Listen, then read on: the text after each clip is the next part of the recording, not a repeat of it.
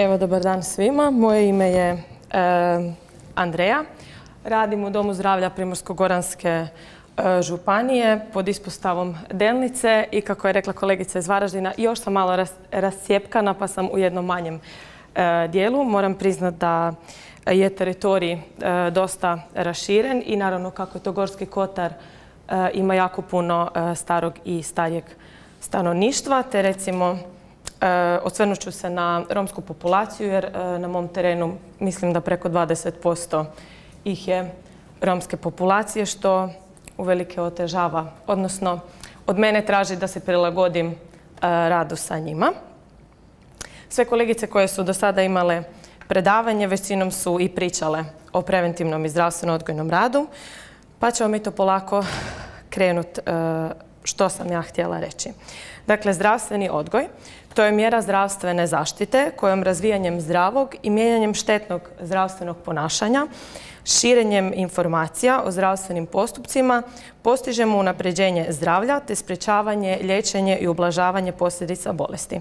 Mnogi zdravstveni odgoj smatraju i medicinskom disciplinom i on je kao takav neizostavan dio zdravstvene skrbi i naravno da se isprepliče i sa ljudskim, kulturnim, etičkim, psihičkim i mnogim drugim potrebama. Osim zdravstvenog odgoja, vrlo važno je napomenuti što je to zdravstveno informiranje, zdravstvena kultura i promicanje zdravlja. Zdravstveno informiranje je kada dakle našim štićenicima i korisnicima dajemo samo informacije o zdravlju, bolesti ili zdravom načinu života. Zdravstvena kultura, to je odnos pojedinca prema vlastitom zdravlju i zdravlju zajednice. On uvelike ovisi o stavovima i društvenim normama. Također i zdravstveni odgoj je jako ovisan o stavovima i oni jako utječu na sam zdravstveni odgoj. Promicanje zdravlja, to je dakle ulaganje i pojedinca i skupine, zajednice i zdravstvenih stručnjaka u unapređenje zdravlja. Kako mi to promičemo zdravlje i zdravstveno prosvjećivanje?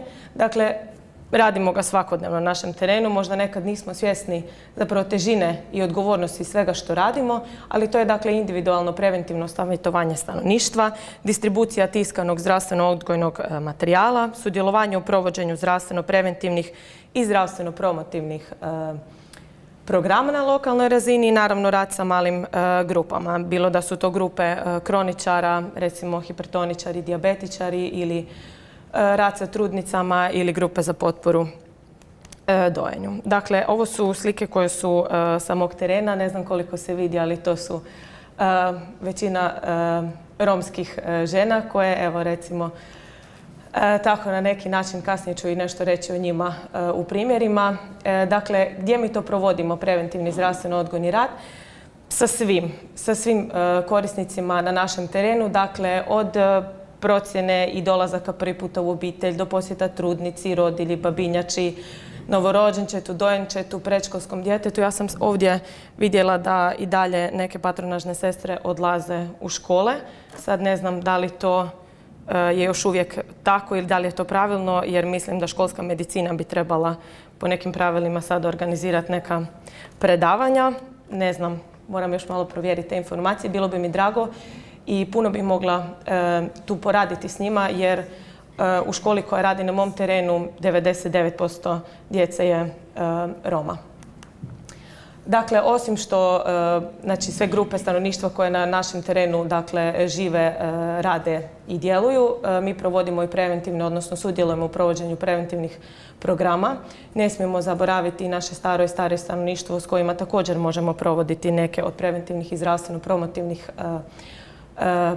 programa, te suradnja sa drugim organizacijama. Tamo je bilo obilježavanje Dana dijabetičara sa organizacijom Crvenog križa, gdje smo dakle imali jednu akciju. Iz toga svega proizlazi da patronažna sestra treba imati širok spektar znanja, jako razvijene vještine komunikacije, kao i vještine pružanja utjehe, podrške, davanja savjeta, te naravno edukacije, uspoznavanje i poštivanje etičkih principa, gdje nikako ne smijemo zaboraviti poštivanje holističkog pristupa i pristupa osobi kao pojedincu, te čuvanje profesionalne tajne. Kad dođemo u kuću, mnogo toga čujemo što zbilja moramo i trebamo zadržati za sebe. Dakle, na taj način mi prikupljamo podatke i o fizičkom, psihičkom i socijalnom funkcioniranju, procjenjujemo razinu funkcioniranja i ostale mogućnosti zadovoljavanja dnevnih potreba, gdje opet možemo u komunikaciji sa liječnikom obiteljske medicine procijeniti, odnosno dogovoriti da li je potrebna zdravstvena njega u kući ili nije. Povezujemo štićenike obitelji sa potrebnim uslugama u zajednici, dajemo im upute za korištenje socijalne podrške i utvrđujemo naravno potrebe i mogućnost edukacije i provođenje na najprimjereniji način. Kad dakle govorimo o tom najprimjerenijem načinu, ovo su dakle neki primjeri s terena gdje, evo, prvi primjer je jedna majka koja je 91. godište i do sada već ima 7 djece. Ona živi u jednoj maloj trošnoj baraci sa svega 2 prostorije sa svojih 6 djece. Moram naglasiti bez tekuće vode, bez struje.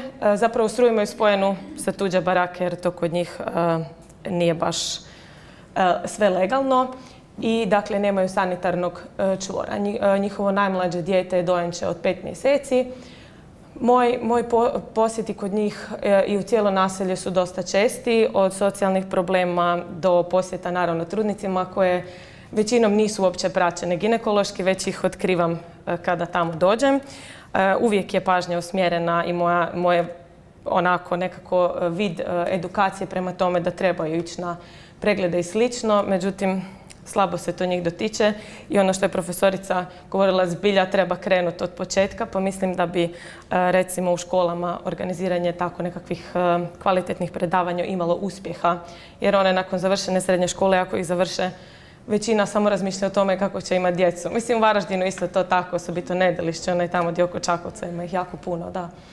Zatim imala sam jedan slučaj romske obitelji sa 5 djece u vrlo teškim stambenim uvjetima gdje su djeca bila privremeno oduzeta. Tu smo jako puno komunicirali sa tim roditeljima, tješili ih i davali informacije da je to zbilja samo privremeno, da trebaju popraviti stambene uvjete gdje su oni i financijsku potporu dobili od socijalne službe. I recimo evo jedan zanimljiv, meni zanimljiv primjer gdje, kako sam rekla, imam jako puno starijeg i starog stanovništva na vrlo udaljenim prostorima gdje mi treba i dugo vremena da dođem do pojedinih. To je jedna starija bila nepismena žena koja je novootkriveni dijabetičar i liječnik je tražio da ima često mjerenje šećera kako bi se terapija kvalitetno i dobro odredila. Dakle, ja sam trebala tu gospođu educirati o mjerenju šećera, ali ona je nepismena. Malo sam razmišljala, pripremala se i živi sama. Pripremala se za taj odlazak kod te gospođe i odlučila sam da ćemo bojama označiti vrijednosti koje su nam dozvoljene, a one koje budu kritičnije ćemo označiti crvenom, a ja ću svoje posjete raditi češće, pa ćemo na neki način doći do pravovaljanih informacija, a u konačnici i današnji aparatići pamte vrijednosti šećera unatrag, pa onda nam to nekako i olakšava naš rad. Evo, dakle, edukacija mora biti prilagođena stupnju obrazovanja, treba poštivati zajednicu, kulturu u kojoj se živi i opažati njihove norme ponašanja. Ne mogu reći da su svi Romi isti, ima i onih koji su puno obrazovaniji, puno imaju bolje standarde života. Treba uzeti u obzir i uvjete u kojima žive i ekonomsko stanje, te na pravilan i dobar način provoditi preventivne mjere, gdje veliku pažnju usmjeravam na cijepljenje, koje je kod njih gotovo pa i neprovedeno, gdje jako puno surađujemo i sa epidemiološkom službom, sa liječnicima obiteljske medicine i sa pedijatrima kako bi to na vrijeme riješili. Dakle, da ciljevi takve zaštite su provođenje zdravstvene zaštite izvan zdravstvenih ustanova, aktivno pronalaženje onih kojima je potrebna zdravstvena i socijalna zaštita i osposobljavanje i pomoć pojedincu, obitelji i drugim grupama u provedbi potrebnih mjera zaštite. Da bi mi naš rad dobro i kvalitetno odradile, dakle, mi surađujemo kroz primarnu i sekundarnu razinu, te vansektorsku suradnju ostvarujemo. Naravno da se pri tome javljaju određeni problemi kao što su nedostatna sredstva, nedostatna je komunikacija s drugim djelatnostima gdje nam još iz bolnica i dalje sa određenih odjela manjkaju otpusna pisma, nedostatna je razmjena informacija ili bude sukob u davanju informacija, osobito pri otpustu rodilja iz rodilišta, te manjak upozorenja. Promjene koje bi olakšale rad patronažnim sestrama, kako je profesorica bila rekla, napraviti jedan dobar projekt da nam prođe. Zatim povezati, evo recimo ovakav neki način, umrežiti ljude, ideje, znanje i pristupe kvalitetnom rješavanju. Rast neopipljivog, odnosno popularnost patronažne zdravstvene zaštite, treba naglasiti važnost poslova i ljudi, učiniti sve da javnost ima veliku pozornost i poštovanje prema nama i našem poslu. Napraviti redizajn, odnosno ponuditi potpuno novi pristup i rješenja za utvrđene probleme koji će umnogostručiti efikasnost i izdati višestruka poboljšanja. I na kraju, naravno, već smo je spomenuli nekoliko puta danas, informatizacija, ali evo, moramo i priznati da u našim programima u kojima radimo svaki put ima neka ikonica više ili dodatak, pa nekako i to ide ka boljem. I evo na kraju zaključak. Dakle, važno je održavati dobre odnose i uspješno prelaziti barijere koje koče uspješan rad, jer takav način rada iziskuje puno vremena, pripremanja prije odlazaka u kućne posjete. Različite potrebe i način života zahtijevaju opsežan pristup patronažne sestre u zdravstveno-odgojnom radu sa ciljem promicanja zdravlja, prevencije bolesti i pravodobnog otkrivanja novih bolesnika.